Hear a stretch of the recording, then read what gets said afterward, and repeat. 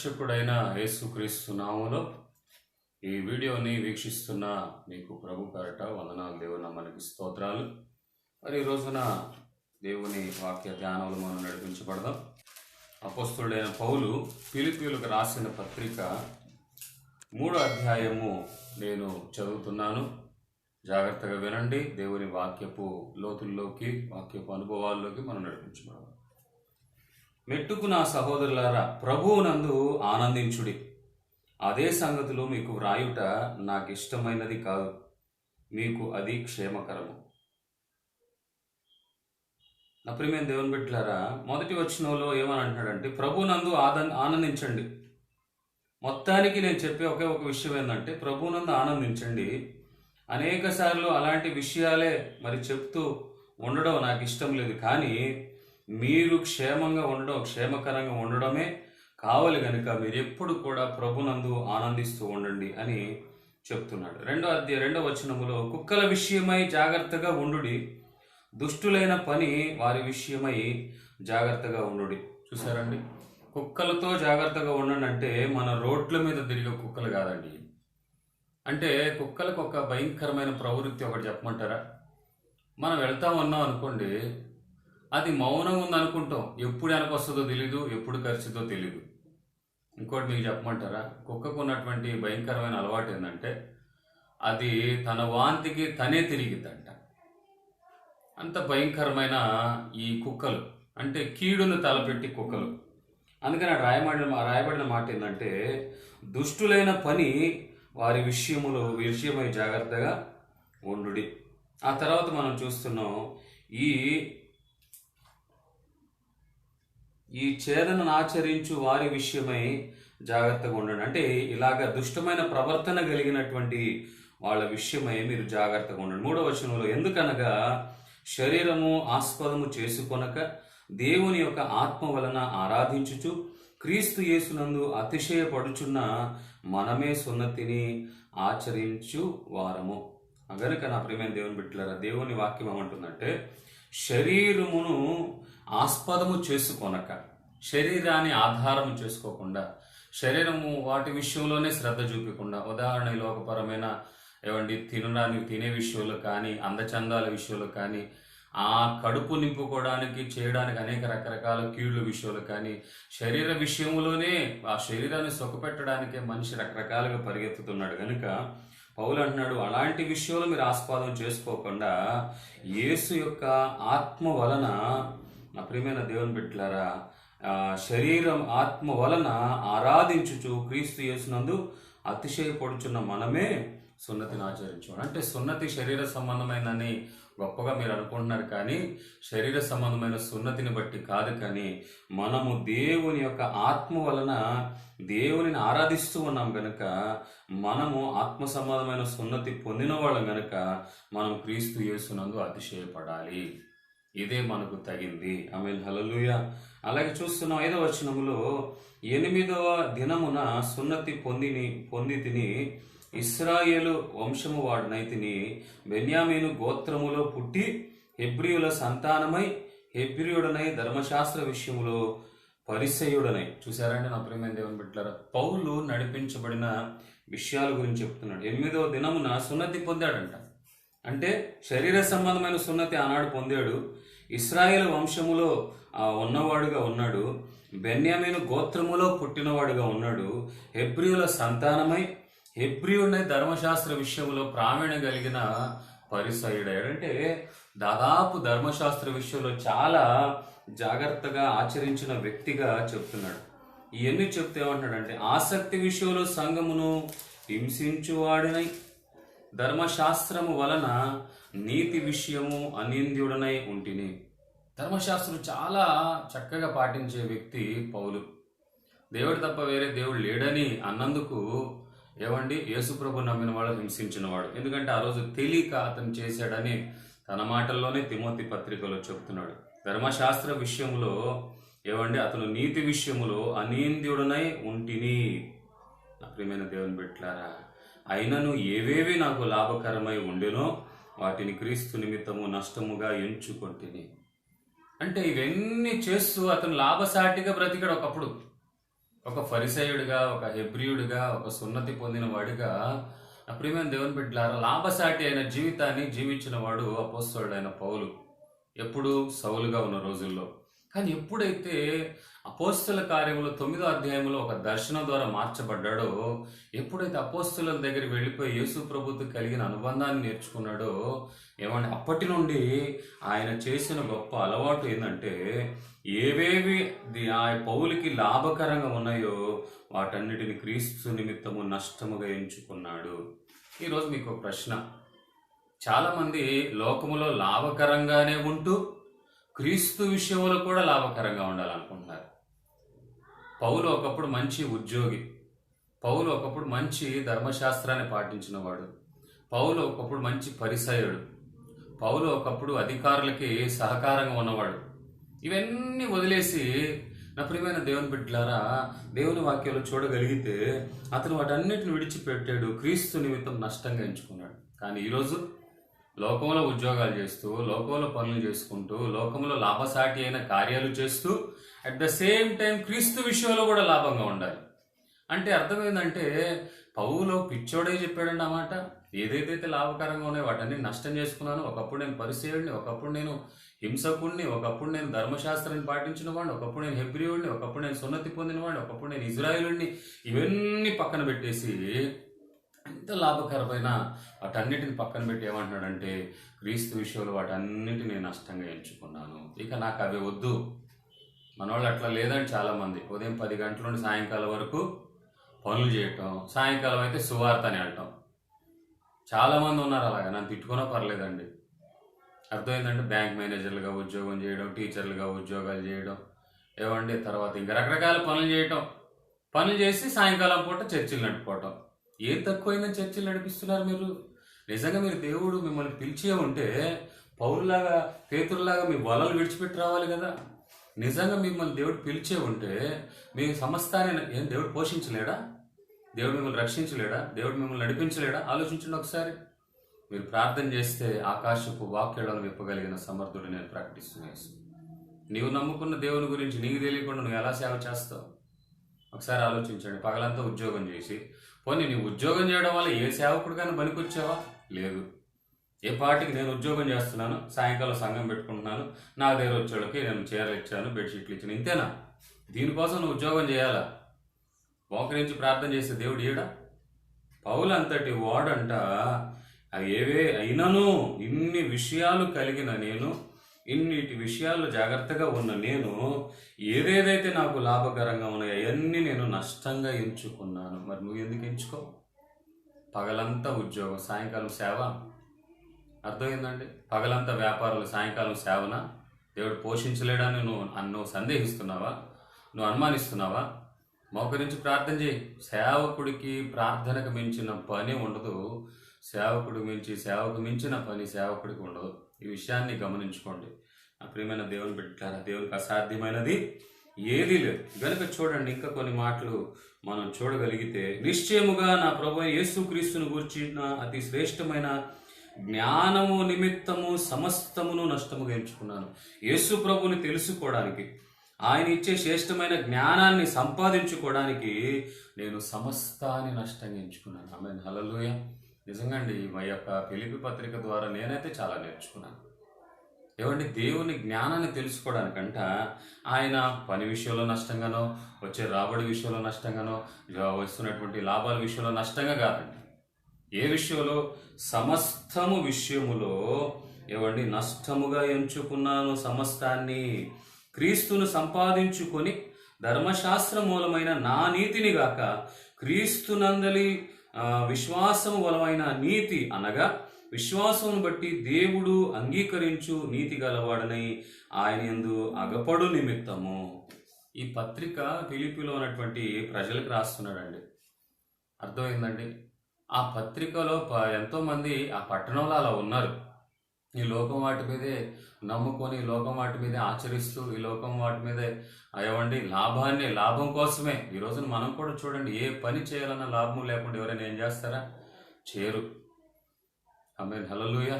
ఎక్కడన్నా నువ్వు గవర్నమెంట్ సంబంధించిన పనులకు పోండి, లేకపోతే ఇంకోటి పోండి, తొందర పని అవ్వాలంటే లాభం కావాలి. లాభం ఉంటేనే చేస్తారు. ఆ ఇచ్చేవాడు నష్టపోయినా పర్లేదు. కానీ నా ప్రియమైన దేవుని బిడ్డలారా, ఈ రోజున మనం అలా ఉండకుండా క్రీస్తు విషయములో దేవుని యొక్క అతి శ్రేష్టమైన జ్ఞానం విషయం నిమిత్తము సమస్తాన్ని నష్టంగా ఎంచుకున్నాడు. నువ్వు సార్ నష్టంగా ఎంచుకుంటున్నావా? దేవుని విషయంలో నువ్వు నష్టంగా ఎంచుకోకపోతే లాభం పొందలేవు. అర్థమైందండి? If you do not lose regarding Christ, you will not gain in Christ. దేవునిని బట్టి నువ్వు సమస్తాన్ని నువ్వు నష్టం చేసుకోకపోతే దేవుని ద్వారా నువ్వు ఏది సంపాదించుకోలేవన్న సంగతి గుర్తుపెట్టుకోవాల్సిందిగా చూస్తున్నాను. అంతేకాకుండా అతను క్రీస్తుని సంపాదించుకోవాలని, ధర్మశాస్త్రం వల్ల ఆయన నీతిని గాక. ధర్మశాస్త్రం వల్ల ఆయన నీతి ఏం చెప్పింది? ధర్మశాస్త్రం పాటించొద్దని కాదు, కానీ ఇక్కడ రాయబడిన మాట ఏంటంటే ధర్మశాస్త్రము ప్రేమించమని కూడా చెప్పింది. కానీ ఆ ఆజ్ఞల వలన వాళ్ళల్లో భయం పెరిగిద్దేమో, వాళ్ళు జాగ్రత్త పడతారేమో అనుకున్నారు, కానీ వాళ్ళలో విచ్చలవిడి తరం పెరిగింది కనుకనే ప్రభు అయిన యేసుక్రీస్తుని దేవుడి లోకానికి పంపాడండి. ఆమేన్, హల్లెలూయా.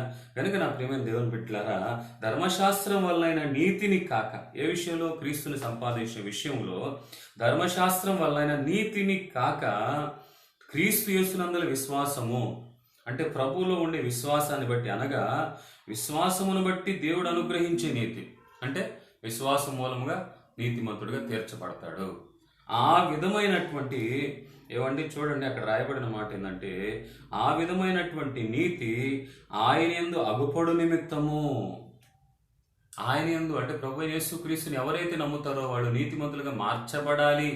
ధర్మశాస్త్రం వల్ల నీతి కాక ఉంది, ధర్మశాస్త్రం వల్ల నీతి ఉంది, కానీ ఏ మనుష్యుడు ధర్మశాస్త్రములో ప్రవీణుడు కాలేకపోయాడు, పాటించేవాడు లేకుండా పోయాడు, నెరవేర్చేవాడు లేకుండా పోయాడు. 10 ఆజ్ఞలు కాక ఎన్నెన్నో ఆజ్ఞలు ఉన్నాయి. అవన్నీ కూడా 10 ఆజ్ఞల్లో మిళితమై ఉంటే ఆ 10 ఆజ్ఞల్లో కూడా స్థిరంగా నిలబడలేదు. యేసుప్రభు ఏమంటున్నాడంటే 10లో ఏది చేసినా మిగతా 9 చేసినట్లే. అంటే పరిపూర్ణత ధర్మశాస్త్రాన్ని బట్టి ఏమండి ధర్మశాస్త్రములో ప్రజలు అనుభవించలేకపోయారు. రూల్స్ పెట్టాడు దేవుడు, కానీ రూల్స్ అన్ని వ్యతిరేకించే పనిలోనే ఉన్నారు మనుషులు.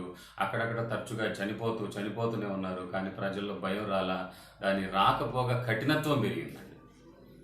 ప్రియమైన దేవుని బిడ్డలారా, అలా ఉండకూడదని ఏం చేశాడంటే విశ్వాసం, దేవుని యందు విశ్వాసం వల్ల నీతిమంతుడిగా మార్చబడాలని, ఆయన యందు ఆ విశ్వాసం వల్ల నీతి కనబడాలని.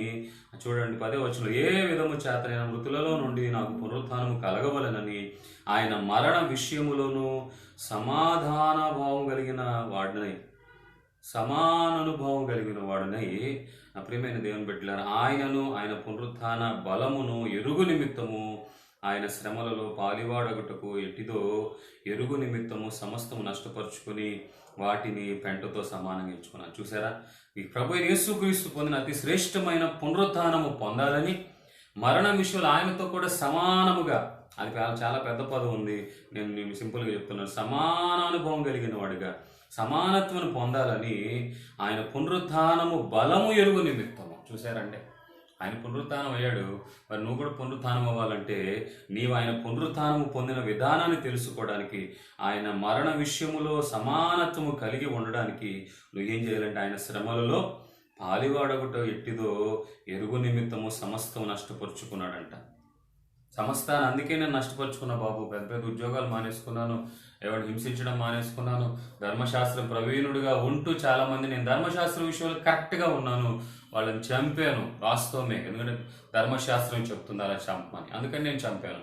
కానీ ఎప్పుడైతే యేసు ప్రభుని ప్రభు తండ్రి అయిన దేవుడే లోకానికి పంపించాడు, ఆయన ఉద్దేశం ఇదని తెలిసిందో నేను మానుకొని సమస్తాన్ని నష్టంగా ఎంచుకున్నాను. ఈ అధ్యాయం అంతటిలో కూడా మనకు కనబడే మాట ఏంటంటే సమస్తాన్ని నష్టంగా ఎంచుకోవడం. ఈరోజు దేవుని నమ్ముకున్న వాళ్ళు సేవకులైనా ఏమండి, ముఖ్యంగా సేవకులు సమస్తాన్ని నష్టంగా ఎంచుకోవడం. ఎందుకంటే పౌల్ ఈజ్ అడ్రస్సింగ్ హిమ్సెల్ఫ్, పౌలు తన గురించి దాన్ని చెప్పుకుంటున్నాడు. ఈరోజు నాకు తెలిసి ఎంతో మంది సేవకులు నేను చూశాను, సమస్తాన్ని నష్టంగా ఎంచుకునే దానికంటే సంస్థను సంపాదించుకునే విషయంలో ఉంటున్నారండి. నిజం, చాలా మంది విషయాలన్నీ బాధపడుతున్నారు. వాళ్ళు చెప్పే వాక్యాలు కూడా ఎలా ఉంటున్నాయో తెలుసా? వాళ్ళని పునరుత్థాన విషయంలో, వాళ్ళని రక్షణ విషయంలో, వాళ్ళని అతి శ్రేష్టమైన ఏవండి పునరుత్థానములు పాలిభాగస్తులు అవ్వడానికి సిద్ధపరచట్లేదన్నాడు. సంస్థ దీవించబడాలి, ఇంకా ఆదాయాలు రావాలి, ఇంకా ఇది చేయాలి, వాటి విషయంలోనే అలాగే చెప్పుకుంటూ సంస్థలు కడుతున్నారు. కానీ పౌలు మాత్రం సమస్తాన్ని నష్టం చేసుకున్నాడు. ఎంత నష్టం చేసుకున్నాడో చెప్పమంటారా? ఒకప్పుడు యేసుప్రభు నమ్మిన వాళ్ళని జైల్లో వేసేవాడు. ఒకప్పుడు యేసుప్రభు నమ్మిన వాళ్ళని చంపడానికి కూడా వెనకాడిన వాడు ఇప్పుడు పత్రికలు ఎక్కడి నుండి రాశాడు చెప్పమంటారా? చెరసాలలో ఉండి రాశాడు. ఒక అధికారిగా ఉన్నవాడు అధికారిగా ఉండి టైం దొరికినప్పుడు పగలంతా ఉద్యోగం ఉంటుంది, సాయంకాలం దాటిన వెంటనే పత్రికలు రాస్తాను, సాయంకాలం దాటిన వెంటనే సేవ చేస్తాను అనుకోవచ్చు కదా. It is not in the vision of Paul. ఈ యొక్క దర్శనం పౌలుది కాదు. ఆమేన్, హల్లెలూయా. ఒకవేళ అనుకోవచ్చు కొన్ని మాటలు మనం క్యాచ్ చేసుకొని మనం పని చేయాలని అనుకున్నా, దేవుని వాక్యాలు మనం చూస్తే ఇక్కడ అంటాడు అన్ని నష్టం చేసుకున్నాను అంటాడు. నష్టం చేసుకున్నాననే మాట ఎందుకు వస్తుంది? ఒకవేళ ఆయన చేసుకోవాలనుకుంటే ఆ ఉద్యోగాన్ని కంటిన్యూ చేసుకొని సేవ చేయొచ్చు కదా. సాయంకాలం ఎవడు యేసుప్రభుని నమ్ముకున్న వాళ్ళకి సహాయపడేటట్టుగా ఉండొచ్చు కదా. కానీ అలా అతను చేయలేదండి. సమస్తాన్ని దేవునితో ప్రభు యేసుక్రీస్తుతో పునరుద్ధానము బలము ఎరగు నిమిత్తము ఆయన శ్రమలలో పాలివాడగుట ఎట్టిదో తెలుసుకోవడానికి, శ్రమల్ని నేను ఇంకా అంత పొందాలని. అయ్యా, ఎంత అద్భుతమైన మాట అండి పౌలు రాస్తున్నాడు. శ్రమలు పొందాలని ఎవరైనా ఆలోచిస్తారండి? ఈరోజు సేవ చేసేవాళ్ళ గురించి కానీ విశ్వాసుల గురించి ఆలోచిద్దాం. శ్రమ అన్న వెంటనే పారిపోతారు. శ్రమ అన్న వెంటనే సేవ సన్నగిలిపోయింది, ఆత్మీయత పోయింది, అది ఇదని. ప్రజలు ఈ రోజు ఉంటారు, రేపు వెళ్తారండి. వెళ్ళేవాళ్ళని ఆపలేవు, వెళ్ళేవాడు మేము వెళ్తున్నాం అని చెప్పరు. నా మాట ఆలోచించండి నా ప్రేమ దేవుని. ఇట్లా విషయం చెప్పనా, నేను నేర్చుకున్న అనుభవాలు ఒకటి చెప్తాను. ఏ వ్యక్తి అయితే యేసు ప్రభువుని చూపిస్తాడో, ఏ వ్యక్తి అయితే శ్రమలలో కూడా దేవుని సేవను మానకుండా మాదిరిగా ఉంటాడో, ఏ వ్యక్తి అయితే పునరుత్థానము పొందాలని అసలు ప్రభు రాకడికి సిద్ధపడాలనే మాటలు, ప్రభు యేసుక్రీస్తు నీ కొరకు వచ్చి చనిపోయాడన్న మాటలు చెప్తాడో, అతను ఏమీ లేకపోయినా రాబో రోజుల్లో మాత్రం దేవుడు గొప్పగా ఆశీర్వదిస్తాడు. అతనికి సంబంధించిన ప్రజలని దేవుడు సిద్ధపరుస్తాడు. ఆమేన్, హల్లెలూయా. నా ప్రియమైన దేవుని బిడ్డలారా, పెంటతో సమానంగా నష్టపరుచుకోవడమే కాదు, పెంటతో సమానంగా ఎంచుకున్నాడంట. చూసారండి, నేను ఎన్ని వరకు ధర్మశాస్త్రాన్ని పాటించినప్పుడు నేను అనుకున్నాను నేను గెలిచాను, నేను జయ జీవితాన్ని జీవించాను, ధర్మశాస్త్రాన్ని పాటించాను అనుకున్నాను. చూడండి, ఆ మాట ఉంది 12వ వచనంలో, ఇదివరకే సంపూర్ణ సిద్ధి పొంది తినైనను నేను అనుకొనట లేదు గాని. ఒకప్పుడు అలా అనుకున్నాను కానీ ఇప్పుడైతే ఈ విషయాలు నేను తెలుసుకున్నానో నేను అలా అనుకోవట్లేదు. కానీ నేను దేవుని చేత ఏ విషయములో అయితే యేసు చేత పట్టబడుతున్నాను, ఏ విషయంలో దాని దేవుడు నన్ను పట్టుకున్నాడు, ఏ విషయంలో ప్రభు నన్ను ఎన్నుకున్నాడు, ఏ విషయంలో నన్ను ఏర్పాటు చేసుకున్నాడు. అర్థమైందండి? సాధనంగా దేవుడు ఏర్పాటు చేసుకున్నట్లుగా మనం చూస్తున్నాం అపోస్తల కార్యాలు 9వ వచనం. అతని కొరకు, ప్రభు కొరకు శ్రమ పడటానికి కూడా వెనకాడలేదు పౌలు. ఈరోజు శ్రమ పడే సేవకులు ఉన్నారండి? లేదు. నాకు తెలిసి కష్టాలు వచ్చినా, నిందలు వచ్చినా, అవమానాలు వచ్చినా ఏమండి వాళ్ళు ఆశీర్వదించబడుతున్న కష్టపడే వాళ్ళు చూసేవాళ్ళు కాదు. నేను ఒక మాట చెప్పమంటారా, వాక్యాన్ని బోధించే వాళ్ళకి చాలా విషయాలు పాటించరండి. శత్రువుని ప్రేమించంటారా, వాళ్ళ సంస్థ నుండి బయట వెళ్ళిన వాళ్ళు ప్రేమించరండి. వాళ్ళకి ఇన్ని రోజులు చేశారు కదని వాళ్ళకి ఏమైనా చేయాలని ముందుకు రాదు. చెప్పేవాడివి నువ్వే పాటించకపోతే ఎక్కడి నుండి జరుగుతాయండి ఆ కార్యాలు? ఒకసారి ఆలోచించండి. నేను బాధతో మాట చెప్తున్నానండి. నా ప్రియమైన దేవుని బిడ్డలారా, ఏదో ఈ రోజున పాస్టర్లు అనేదానికంటే చాలామంది సెలబ్రిటీస్ లాగా ఉన్నారు. చుట్టూ జనాలు ఉండాలి, నా మాట లక్షల మంది వింటున్నారా, వేల మంది వింటున్నారా? అర్థమైందండి? అతను తిరుగుతున్న నడుస్తున్న చుట్టూ ఒక 10 మంది పక్క జరగ ఇప్పుడు కాదు తర్వాత ప్రార్థన అని అనేవాళ్ళు ఉండాలి. ఇవి సెలబ్రిటీలకండి. ప్రభు అయిన యేసుక్రీస్తుకి ఎవరు గన్మ్యాన్స్ లేరు, ఆయన అలాగే నడుచుకుంటూ వెళ్ళిపోయారు. నా ప్రియమైన దేవుని బిడ్డలారా, యేసుక్రీస్తుకి తగ్గ మనస్సు ఎక్కడ కనపడదే? ఆలోచించండి ఒకసారి నా ప్రియమైన దేవుని బిడ్డలారా. నేను సేవ నేర్చుకుంది ప్రభు మన దైవజనులైన యేసన్ గారి దగ్గర. ఆయన ఎన్ని మీటింగ్లకి వెళ్ళినా గన్మెన్లు ఏం పెట్టుకోడే, చుట్టూ ఇటు గన్మెన్లు పెట్టుకోడుగా. ఒక సెలబ్రిటీగా ఎప్పుడు తను చూపించుకోలేదే, ప్రజలకు ఎప్పుడు అందుబాటుగా. ఆయన ఎప్పుడు ట్రైన్ ప్రయాణాలు వెళ్ళినా నేను చూసింది ఏంటంటే, ఆ ఊర్లో వచ్చిన వాళ్ళలో పలానోళ్ళు కనపడకపోతే, అమ్మ ఆవిడ రాలేదేంటి, బాగున్నారా అని అడుగుతారు. లేదా పలానా రాష్ట్రం వాళ్ళు వచ్చారంటే, ఆయన బాగున్నాడా, ఆమె బాగుందా అని అంటారు. అంత పలకరించాల్సిన అవసరం ఆయనకి ఏంటి? ఆయన ఒక సెలబ్రిటీగా ఉండొచ్చుగా, ఇటు చేతులు పేసి ఇట్లా అనుకొని గొప్ప సెలబ్రిటీగా ఉండొచ్చు కదండి. అన్నిటిని వదిలేసుకొని 365 రోజులు కూడా తిరుగుతానే ఉండేవాడంటే ఎంత గొప్ప దైవజనుడు. మనకి మరలా అలాంటి దైవజనుడు దొరకడు. ఎందుకంటే ఈ రోజుల్లో నేను చూసేవాళ్ళందరూ సెలబ్రిటీలే. ఏమండి, ప్రాణాన్ని దేవుని వాక్కుగా మార్చుకొని చెప్పేవాళ్ళు కనపడట్లా. దేవుని సేవలనే ప్రాణార్పణంగా పోయేవాడేవాళ్ళు కనపడట్లా. కొంతమంది అయితే అసలు ప్రార్థన చేసేవాడు కూడా కనపడట్లేడు ఈ రోజుల్లో. ప్రార్థన చేయట్లేదండి వాళ్ళు. ఏమండి, ఆ రోజు యేసు ప్రభు గురించి ఏమన్నారు? చిన్నపిల్లలు తీసుకొని వచ్చారు, వాళ్ళ మీద తల మీద చేతులుంచి ప్రార్థన చేయించుకున్నారు. ఈరోజు ప్రార్థన చేయించుకునేవాళ్ళు కూడా, ప్రార్థన చేసేవాళ్ళు కూడా కరువు అయిపోయారు. యేసన్న గారు అయితే లక్షల మంది వచ్చిన, వేల మంది వచ్చిన ఓపికగా నిలబడి అలాగే మేము గోరంట్ల మందిరంలో ఉన్నప్పుడు అలాగే ప్రార్థన చేస్తూ వాళ్ళ మీద తల మీద చేతులు పెట్టి అలాగే ప్రార్థన చేస్తూ ఉండేవాడు. ఒకవేళ ఆయన చేసి కాళ్ళు నొప్పులు చేసి కూర్చేసుకొని అలా ప్రార్థన చేస్తూ ఉండేవాడు. అందుకనండి అంత స్థాయిలో ఆయన ఉన్నాడు. ఒకసారి ఆలోచించిన నా ప్రియమైన దేవుని బిడ్డలారా, ఈ రోజులు అలాంటి వాళ్ళు కనబడట్లా, సెలబ్రిటీస్ అయిపోతున్నారు. బాధపడుతున్న విషయం, నష్టంగా ఎంచుకోవట్లేదు, లాభంగా ఎంచుకుంటున్నారు ఇంకా దేవుని విషయంలో. ఆమేన్, హల్లెలూయా. నా ప్రియమైన దేవుని బిడ్డలారా, కనుక చూడండి దేవుని వాక్యంలో, నేను ఏ విషయంలో అయితే పట్టబడుతున్నో అని తలంచుకున్నానో అండి సహోదరులారా, నేను ఇదివరకే పట్టుకొని ఉన్నాను అనుకున్నాను. ఇదివరకే నేను అన్ని సంపాదించుకున్నాను, ఇదిగో నా చేతులు అన్నీ నేను పట్టుకొని ఉన్నాను, అన్నీ నా గుప్పిళ్ళలో అని అనుకున్నాను. అయితే ఒక్కటి నేను చేయడం మాత్రం మర్చిపోలేదు. ఏంటంట? వెనకున్న వాటిని మరచి ముందున్న వాటి కొరకే నేను ఏం చేస్తున్నాడంట? వేగిరి పడుతున్నాడు. వెనకున్న వాటిని మరచిపోయి ముందున్న ఇంకా నేను ఎంతో సేవ చేయాలి, ఇంకా ఎంతో నేను సంపాదించాలి, ఇంకా నేను ఎంతో ప్రయాణాలు చేయాలని పౌలు అనుకొని ముందున్న వాటి కోసమే ప్రయాసపడేవాడు. అతి శ్రేష్టమైన పునరుత్థానం సంపాదించాలని, క్రీస్తు విషయమైన మరణ విషయములో ఆయనతో కూడా సమానంగా ఉండాలని, ఇలాంటి వాటి విషయంలోనే ముందుకు వెళ్తున్నాడు. కానీ ఆస్తిని సంపాదించుకోవాలని కానీ లేకపోతే ఇంకోటి చేయాలని మాత్రం అనుకోవట్లేదు. నా ప్రియమైన దేవుని బిడ్డలారా, ఈరోజు సేవా వాతావరణం ఉన్నట్టు యేసు ప్రభు చేయలేడు అంటారా? ఎందుకు చేయలేదు? ఆయన విజన్ వేరు. పౌలు చేయలేడా? ఆయన విజన్ వేరు. నా ప్రియమైన దేవుని బిడ్డలారా, ఎవరికైతే ప్రభుని యేసుక్రీస్తు అలాగే పౌలుకున్నటువంటి యొక్క దర్శనం ఉంటుందో, ఆ దర్శనం ఉన్నప్పుడే దేవుడు గొప్పగా పరిచర్య చేస్తాడు. చూడండి, పౌలు నాకు తెలిసి శ్రమలతోనే తన జీవితం గడిచింది. సేవలో చెరసాలలోనే ఉంచబడుతున్నాడు చాలా వరకు. ఎన్నోసార్లు వాడ ప్రయాణాలు, ఎక్కడ పోయినా. ఒక విషయం మీకు చెప్పమంటారా? సేవ అంటే ఆశీర్వాదమే అని అనుకుంటున్నారు, జనాలు దీవించబడాలి, అనేకులు రావాలని. కానీ ఆ రోజుల్లో సంఘాల్లో వేల కొలది, వందల కొలది ప్రజలు ఉండేవాళ్ళు కాదు. కొంతమంది ఉంటే వాళ్ళ దగ్గరికి వెళ్ళిపోయి అక్కడ ఉన్న యోగ్యమైన ఆత్మ సంబంధమైన వ్యక్తిని నిలబెట్టడం, ఆయనకి జాగ్రత్తలు చెప్పటం, పత్రికలు రాయటం. అదే తిమోతి పత్రిక, తీతు పత్రిక అని మనం చదువుతున్నాం. సంఘాన్ని ఎలా నడిపించాలో దాని దగ్గర మాటలే వాళ్ళు కూడా ఆ విధంగా నడిపించటం. ఆ ప్రియమైన దేవుని బిడ్డలారా, అంతేకాకుండా తాను 3 ప్రయాణాలు చేసి ఎన్నెన్నో హింసలు పడ్డాడు, కొర్రా దెబ్బలు తిన్నాడు. ప్రభువైన యేసు పొందిన వాటికంటే నేను నా శరీరంలో ఇంకా నేను పొందాను అని గర్వంగా చెప్తున్నాడు. కనుక నా ప్రియమైన దేవుని బిడ్డలారా, మనము పౌలులాగా మనం ఎవరున్నామో, మనం ఎలా ఉందో చెప్పేవాళ్ళలాగా ఉండకుండా, నా ప్రియమైన దేవుని బిడ్డలారా, ముందున్న వాటి కొరకు వేగిర పడాలని పౌలు మనకు ఆత్మీయ పాఠం నేర్పుతున్నాడు. క్రీస్తు యేసునందు దేవుని ఉన్నతమైన పిలుపు కలుగు బహుమానం పొందవలనని గురి దగ్గర పరిగెత్తుచున్నాడు. గురి వద్దకు పరిగెత్తేవాడు అటు ఇటు చూడడు.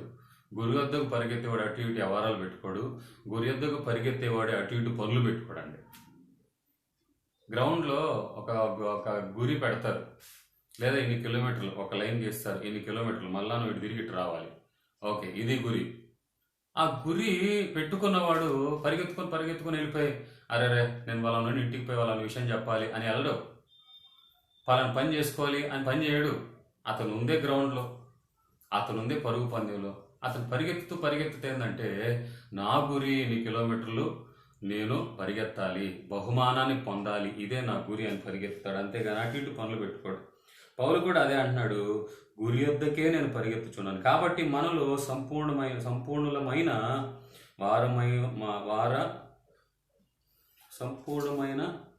వారమందరము ఈ తాత్పర్యమే కలిగి ఉందము. ఇదే మనం కలిగి ఉండాలి. ఆమేన్, హల్లెలూయా. ఎంత మంచి మాట అండి. ఇదే మనం కలిగి ఉండాలి. ఏంటది? గురి వద్దకే పరిగెత్తడం. పక్కన పనులు పెట్టుకున్నాడు పరిగెత్తలేవుగా. మీకు అర్థమయ్యేటట్టు చెప్తాను. పరిగెత్తేవాడు పనులు అనే భారం ఒక సంచిడు తగిలించుకున్నాడు అనుకో, ఇంకొంచెం ముందు పరిగెత్తాడు. ఇటు వెళ్ళిపోయి ఇంకో పని పెట్టుకున్నాడు. అలా పెట్టుకుంటే పరిగెత్తగలుగుతాడా? గమ్యం చేరగలుగుతాడా? ఆ విధంగానే సేవా జీవితం కానీ విశ్వాస జీవితం కానీ మనం ఎన్నెన్నో పెట్టుకుంటాం, దేవుని మర్చిపోతాం, దేవుని సేవను మర్చిపోతాం, దేవుని సేవను మర్చిపోయి వేరే వేరే వాటి విషయంలో ఉంటాం. ప్రార్థన చేస్తే దేవుడు ఇస్తాడని బైబిల్ చెప్తుంది, ప్రార్థన చేస్తే దేవుడు ఇస్తాడని సేవకులు చెప్తున్నారు. కానీ అదే సేవకులు అనేక రకరకాల పనులలో మనం నడిపించబడుతున్నారు. అదే విశ్వాసులు రకరకాల పనులలో యేసు ప్రభువుని విడిచిపెట్టి ఆదివారం కూడా రావట్లేదు. కరోనా టైంలో ప్రార్థనకు రావడానికి కూడా కుదరట్లేదని తెలిసి కూడా ఆ బాధ నాకు చాలా మందిలో కనబడలేదండి.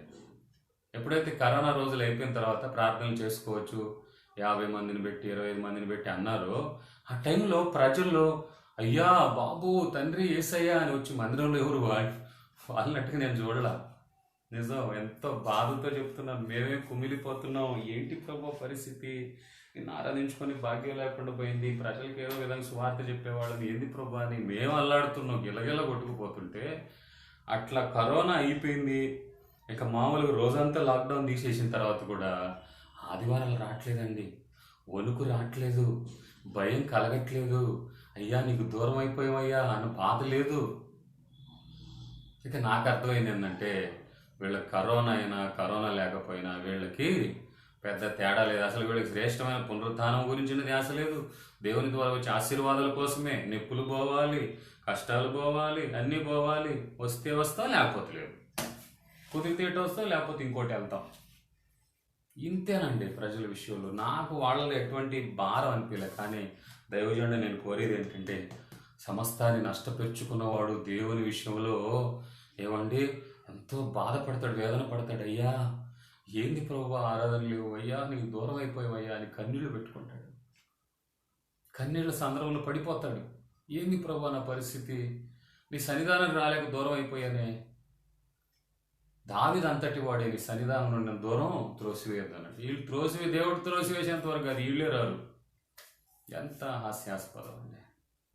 గిలగిల కొట్టుకుంటున్నాడు దావీదు.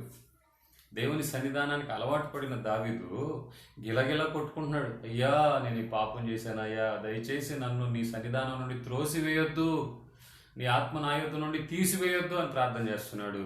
మనోళ్ళు ఏమండి దేవుడు త్రోసివేసే ముందు వీళ్ళే వెళ్తారు, అది మాకు అవసరం లేదు. కానీ ఎంత దరిద్రం అండి. అందుకే కదండి దేశం ఇంకా కష్టాల్లో ఉంటుంది.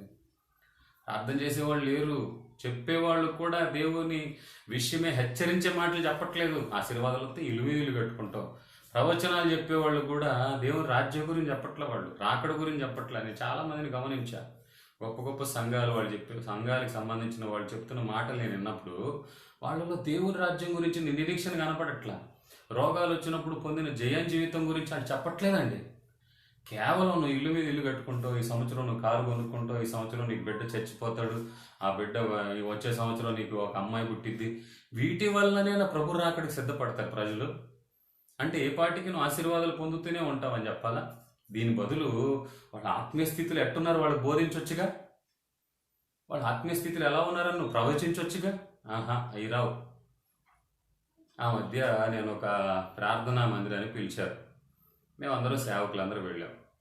మేము ఏ చర్చికి అయితే వెళ్ళామో ఆయన ప్రవచన వరం ఉందంట. మమ్మల్ని పిలిచిన ఆయనకి ప్రవచన వరం ఉంది. మేమందరం కలిసి వెళ్తే మా మీద ఒక అతను ఉన్నాడు. ఆయన మైక్ తీసుకొని పొగిడాడండి. ఆయన చెప్పినట్టుగా జరిగిందండి. ఆయన చెప్పినట్టుగా జరిగింది. విషయం ఏంటో తెలుసా? మేమంతా బయట ఉన్నాం. అప్పటి వరకు ఎండబడి మబ్బులు పట్టినప్పుడు నాకు అనిపించింది ఈయన ప్రవచన వరం కలిగినాడు కదా, ఇప్పుడు వర్షం పడిద్ది, మీరందరూ లోపలికి రండి అన్నట్టు ఎంత బాగుండేది. అయ్యండో ఎంత బాధాకరమైన విషయం అండి. అది వాస్తవం ప్రవచనం కాదు. ఏంటో తెలుసా? దేవుడు తన సేవకుని మాటను రూఢిపరుస్తాడు. నువ్వు ఏది చెప్తే అది జరిగిద్ది. సేవకుడు దేవుడు ఇచ్చిన వరం అది. ఆ వరాన్ని నువ్వు రీఛార్జ్ చేసుకోవాలంటే, ఆ వరాన్ని నువ్వు బూస్ట్ చేసుకోవాలంటే ప్రార్థన చేసుకోవటమే. ఇంక దీనికి మించింది లేదు. ప్రార్థనలో నువ్వు ఏదైతే అడుగుతావో ఆ విధంగానే సేవలో దేవుడు నిన్ను ఆశీర్వదిస్తూ ఉంటాడు. ప్రార్థనలు ఏ విధంగా అడుగుతావో విశ్వాస జీవితంలో ఆ విధంగా నేను ఆశీర్వదిస్తూ వెళ్తాడు.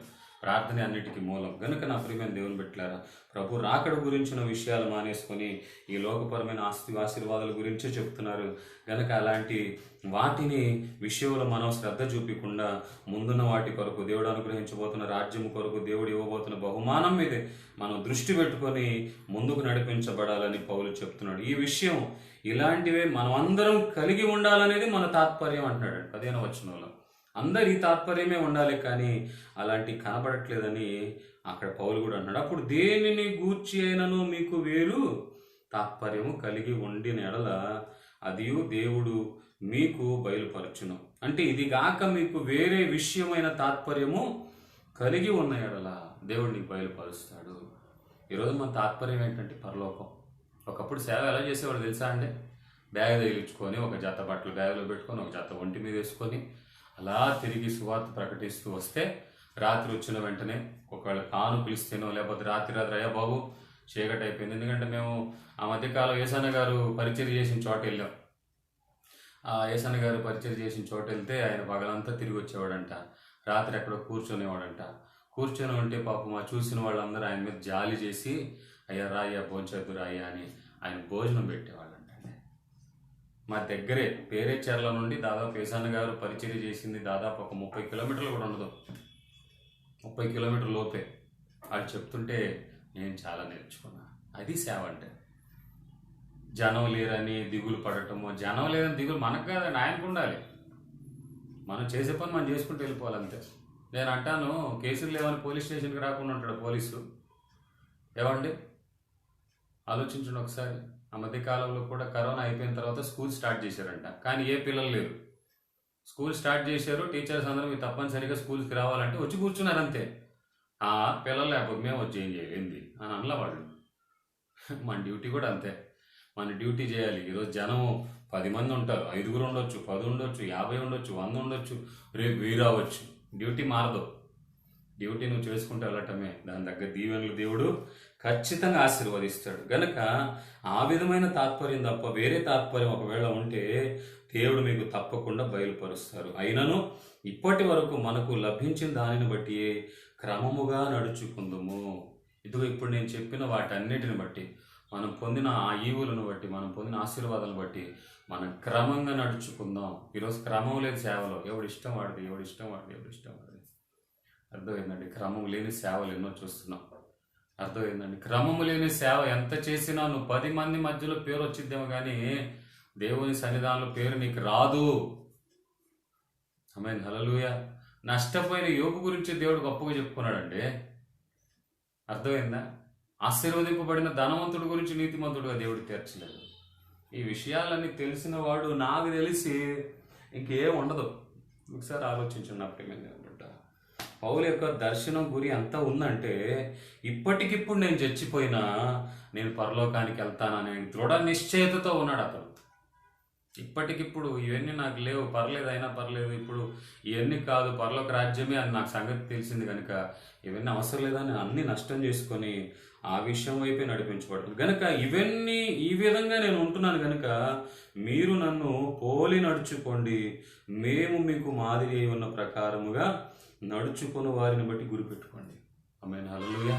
ఇవన్నీ చూశారు కదా, ఇంతసేపు నేను చెప్పిన మాటలన్నీ చెప్పాను, ఇవన్నీ మీరు విన్నారు గనుక మీరు నన్ను పోలి నడుచుకోండి.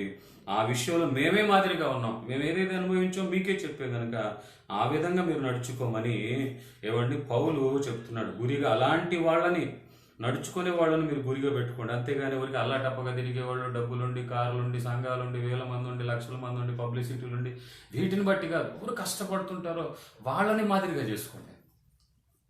ఆమేన్, హల్లెలూయా. నేను ఒక మాట చెప్పమంటారా? యేసు ప్రభు ఏ స్టేజ్లో శిష్యులు ఎన్నుకున్నాడు తెలుసా?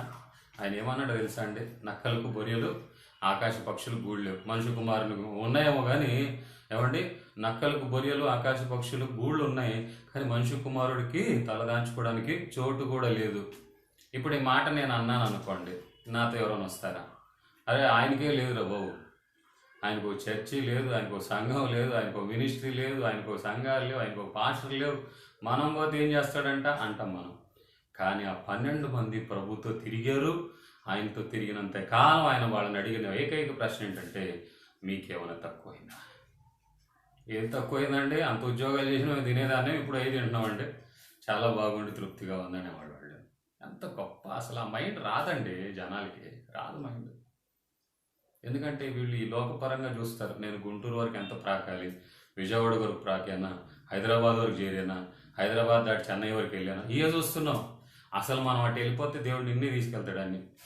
దానికి సాక్షార్థం నేను ఎవరినైతే మాదిరిగా చేసుకున్నాను, ఆ యేసన్న గారేనండి. ఆయనే అంటాడు, 6వ సంవత్సరం 6వ తరగతి 6 సార్లు ఫెయిల్ అయ్యాను, కానీ ప్రపంచంలో ఉన్న దేశాలంతా దేవుడు నన్ను తీసుకొని వెళ్తున్నాడు. ఈ దర్శనం అంటే దేవుడే తీసుకెళ్తాడు. నువ్వు వెళ్ళాల్సిన, నువ్వెవరు వెళ్ళడానికి? అర్థం ఏంటంటే ఆయన తీసుకొని వెళ్తాడు. ఇంత గొప్ప విషయం.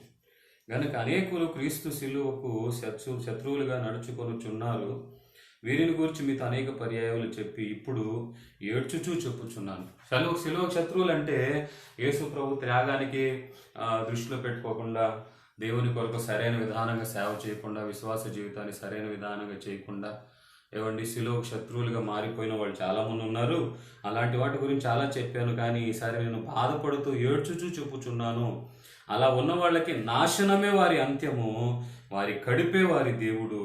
వారు తాము సిగ్గుపడాల్సిన విషయములో సంగతుల యందు అతిశయపడుచున్నారు. చూసారండి, అలా ఉండే వాళ్ళకి ఏంటంటే ఖచ్చితంగా నాశనమేనంట. ఏంటది? శిలువ శత్రువులైతే.